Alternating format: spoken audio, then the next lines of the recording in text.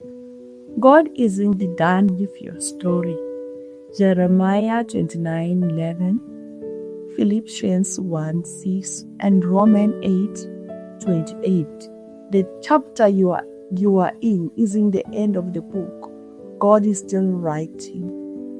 Ask the room, how many of you have a chapter of your life you have ripped out if you could?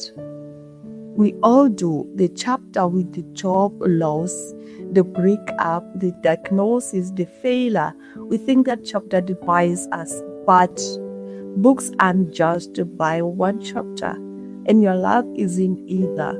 Jeremiah 29:11. For I know the plans I have for you, declares the Lord, plans to prosper and not to harm you, plans to give you hope and a future. God was talking to Israelites in exile.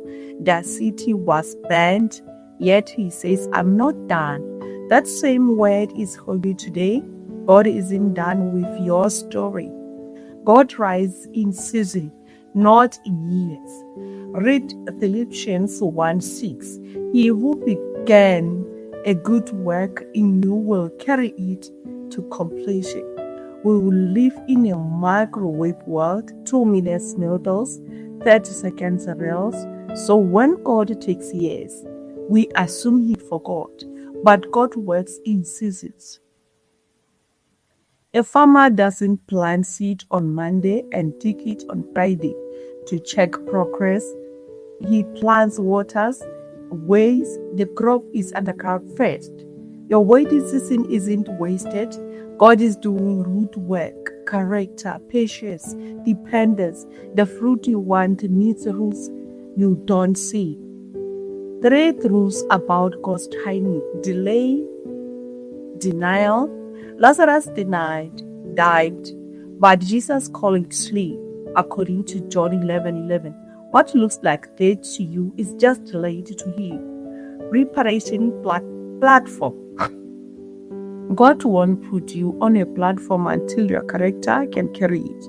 David was anointed at 70, grounded at 30. 13 years of grace made him reign for a castle. The author sees the ending. You only see page 47. He wrote the last page. Trust the author more than your chapter. Stop calling it stuck. Call it season. God is seasoning you for what's next. God redeems. He doesn't just remove. Romans 8:28. In all things God works for the good of those who love Him. He doesn't say all things are good. Cancer isn't good. Betrayal is not good. But God works in all things for good. He's a redeemer, not just a remover. Joseph's brother sold him. Prison, forgotten, 13 years of pain. Then Genesis 50:20. You intended it for evil, but God intended it for good. The same pit became a palace. God does 3 things with your pain. He enters it. Isaiah 43:2. When you pass through the waters, I will be with you. He doesn't promise no water. He promises His presence in it. He uses it. 2 Corinthians 1:4. He comforts us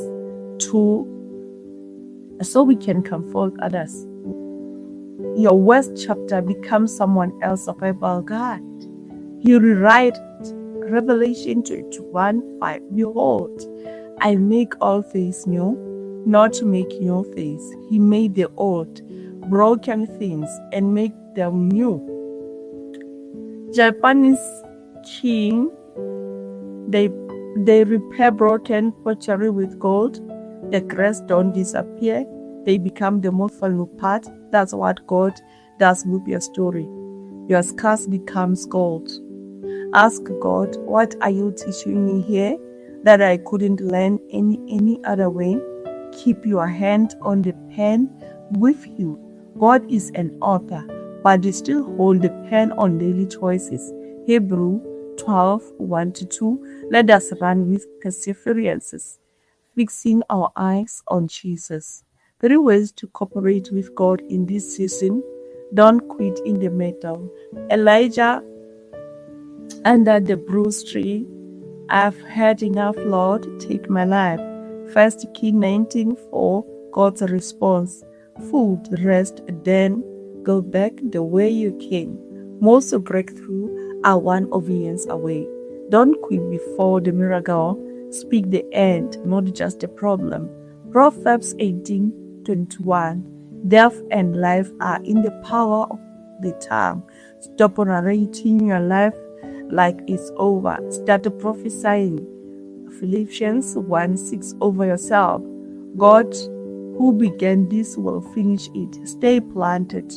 Psalm 1:3. He is like a tree planted by streams of water. Whatever he does prospers.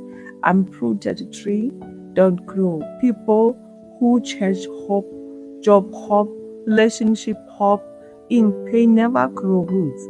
Stay planted. Let God water you where you are.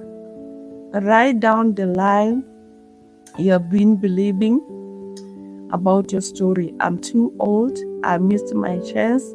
God can't use me now. Now cross it out and write Jeremiah 29:11 under it. That's one new script. Friend, if you feel like your story ended at the last disappointment, I have news. The over is still waiting, still riding. The cross looked like the end of Jesus' story. Friday looked final, but Sunday was coming. The Friday is not yet your final chapter. So today, we don't pray for God to erase the chapter. We pray for Him to redeem it. Let's pray. Jesus, thank you that you began a good work in me. I'm tired and tempted to quit, but I choose to trust you with the next page. Take my broken story and write something beautiful with it. I believe you're not done with me. Amen. If you need prayer today because you feel stuck in this a chapter, come forward to pray. Philippians chapter 1 verse 6 over you. God will complete what He started. God is not done with your story. Sunday is coming. Hallelujah. Amen.